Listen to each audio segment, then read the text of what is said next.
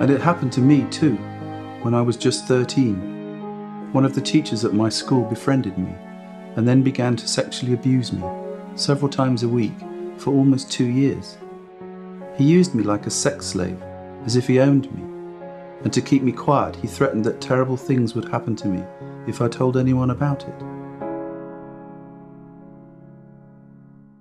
The abuse eventually stopped after I had told the headmaster what was happening to me, but no one tried to help me. They just moved the teacher to another school and told me that I wasn't to tell anyone else about it. Like you, I tried to get on with my life the best that I could, but I couldn't seem to forget about it. As I got older, I started drinking and taking drugs to block out the memories, but they wouldn't go away. Over time, I developed psychological problems that got worse as the years went by.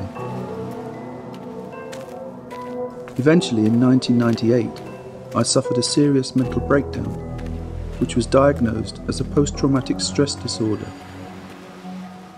I was told that I also had a chronic underlying depressive illness, something they said I had probably suffered from for years, all because of the abuse I had experienced in my childhood. Over the next 3 years, I had counselling and antidepressants, but they were not very effective. No one really seemed to understand what I'd been through, and more particularly, they didn't understand the full extent of the damage sexual abuse causes long after the abuse has stopped. I thought many times about ending my life. It seemed the only way to make the pain stop. But somehow I managed to survive, and in 2003 I wrote a book about what had happened to me, and I set up the Lantern Project.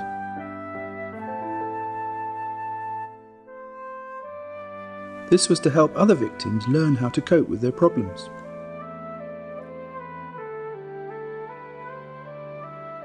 The Lantern Project now supports more than 1,000 survivors of all ages.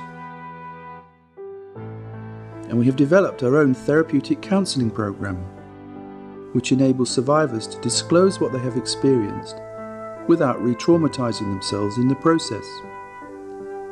This safe disclosure process helps us empower the survivor to understand how they can recover.